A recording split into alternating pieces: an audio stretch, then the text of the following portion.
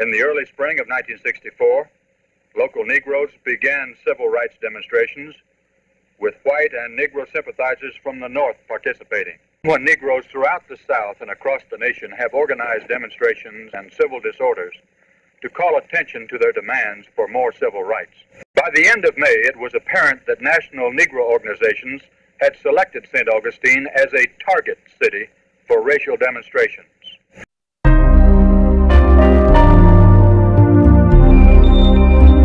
Hello, my name is David Shore, Sheriff in St. Johns County.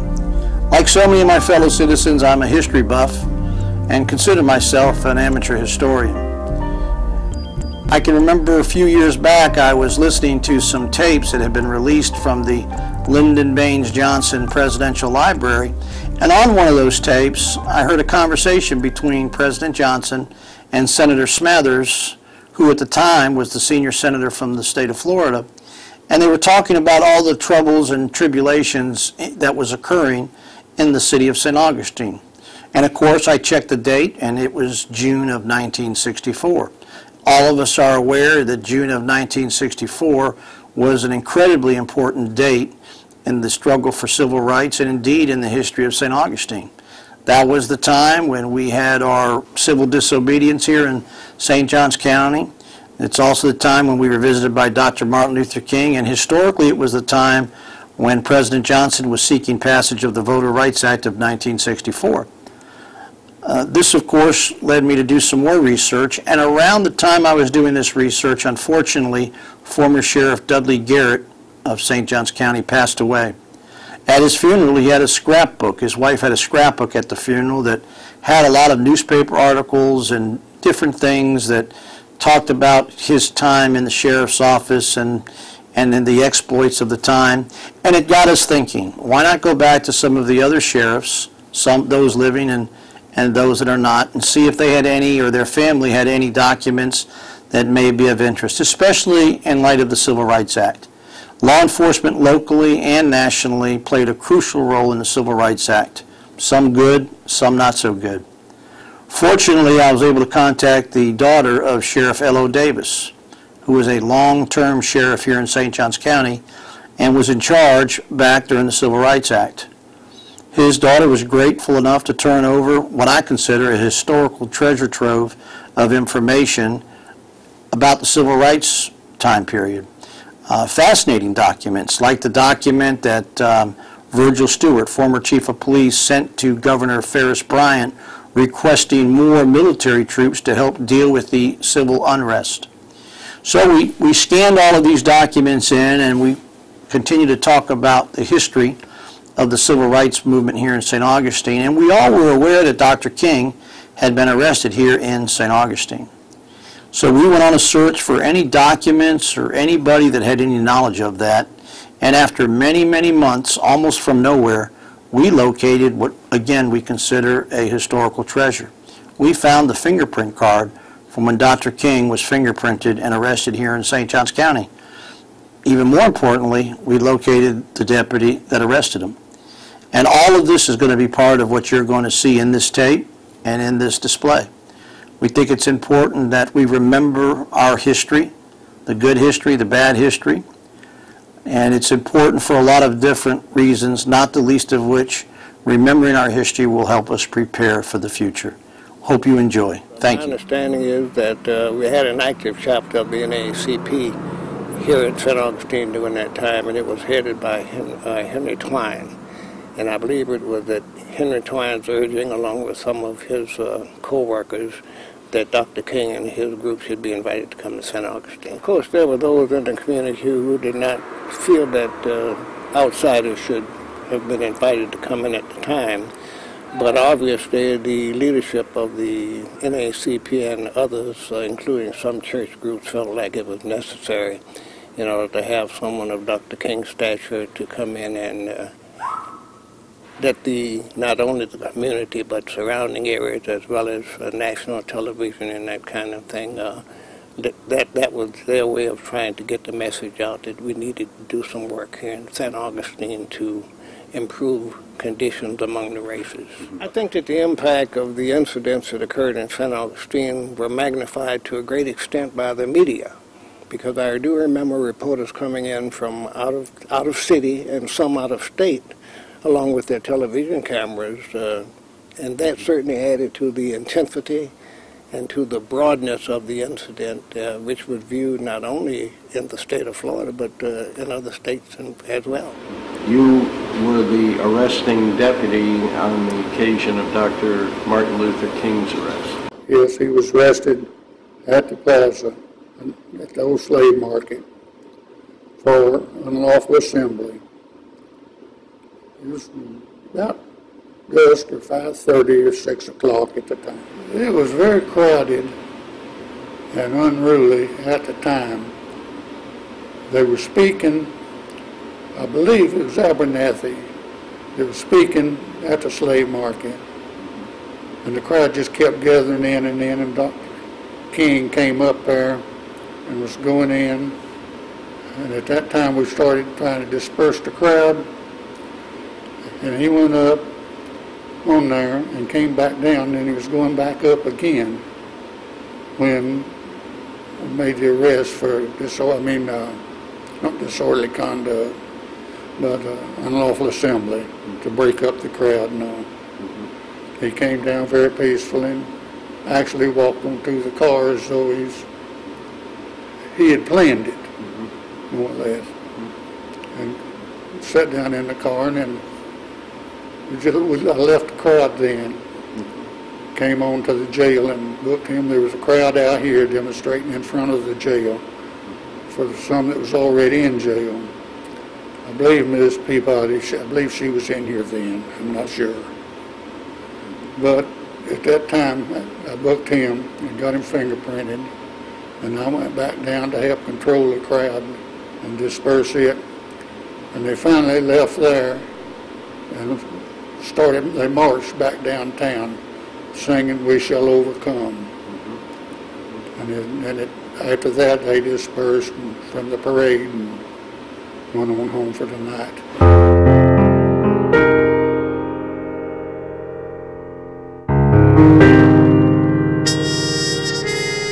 There was a famous picture of Dr. King in the police cruiser with a police dog.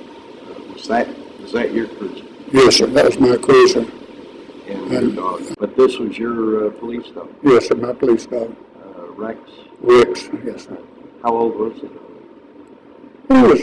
It was a young dog. And he was well trained. The rumor was out at that time that we should do more to protect Martin Luther King from the blacks.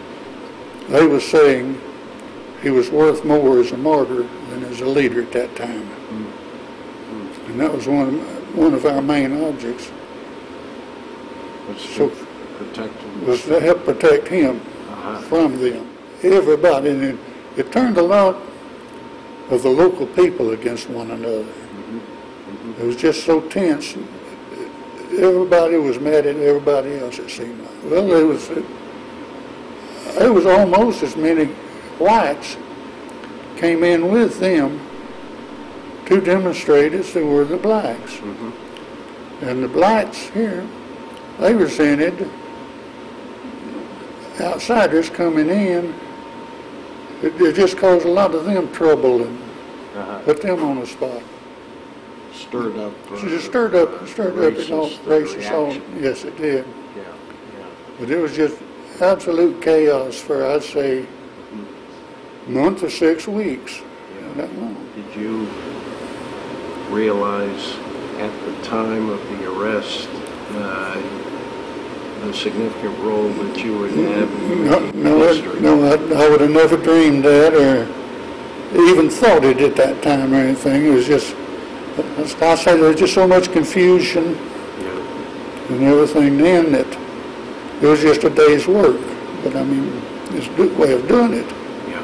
But I never dreamed it would be significant as it is, as it turned out. Right. That would, right then, would more or less be the turning point of the civil rights movement. The thing that I want to say to the people of St. Augustine and Florida particularly is that we must maintain law and order. That regardless of our feelings for or against certain people, for or against certain propositions, we have a task to perform, a society to maintain, and I anticipate that we will do it. This was not by design. I would have been very comfortable being able to practice dentistry and raise my family and so forth. I have 3 daughters, no sons, and my wife is a science teacher with a master's degree, and we were college sweethearts. So I married my college sweetheart, and many times I didn't think beyond each day, because part of my effort at that time was just trying to stay alive. To hear a Klansman speaking to a group of Klansmen and all, tell them that if they thought that they were the men that he thought they were, that burr-head bastard of a dentist would wake up tomorrow morning with a bullet between his eyes.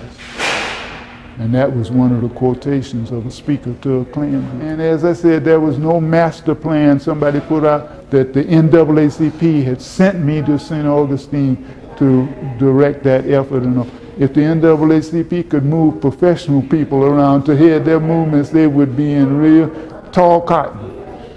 Because, see, my family and my colleagues and many other people right now still try to point out to me all the worldly riches that I sacrificed, because I have classmates and all now driving Rolls Royces and Bentleys and so forth. And I lived down in Ormond Beach, which is not very far from here, and I had friends at Bethune-Cookman, and they had heard through the grapevine that there was some sort of civil rights activity going on here in town.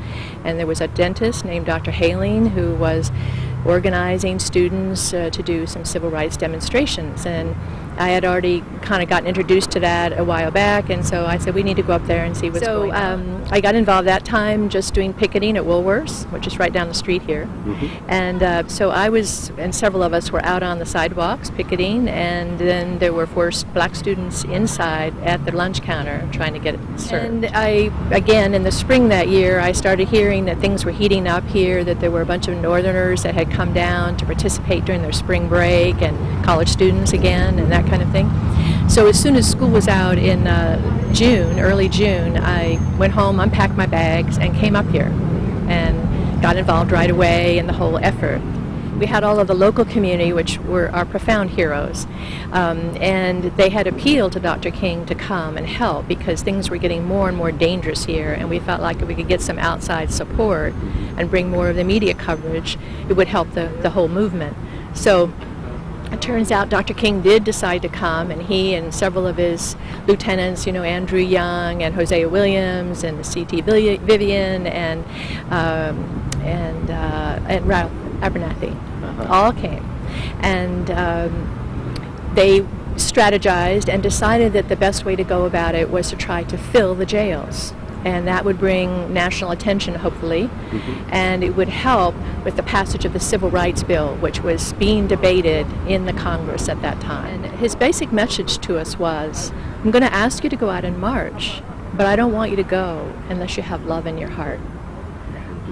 He said to us, I want you to march, I'd like you to go to jail, but if you can't see these people who are angry and violent and upset, you can't see the Klansmen and you can't see the deputies as people who are your brothers and sisters, then don't go. We went on the march that night, and I had volunteered, and the next day I got a message that he wanted to speak with me. So I was very excited and surprised and honored, and sat with him for a few moments, and he chatted with me. He was very kind, very respectful. He wanted to know about myself and my family and where I went to school. He thanked me for coming and being there. And then he asked me if I'd be willing to go with him to a sit-in the next day and possibly jail. And I said, yes, of course, I would love to. So actually it was July 2nd. It was, yes, it was not a month. They passed the bill. And so my last, most potent memory is all crowding around this little TV set, watching the signing of the bill in Washington. And Dr. King, of course, was there for the signing. And so we were all so proud, and because we knew that we had really made a difference. Well, the group that I was in 1963, under Dr. R.B. Halens, was our advisor at that time. It was 16 of us that went downtown and staged a setting, 1963. We are the ones that started the march in St. Augustine. And when we was arrested at the Woodworth, we was taken to jail as juveniles, and we stayed overnight in the St. Johns County Jail where they housed the men, and because they didn't have nowhere for juveniles at that time, so they put them on the side where they housed the men.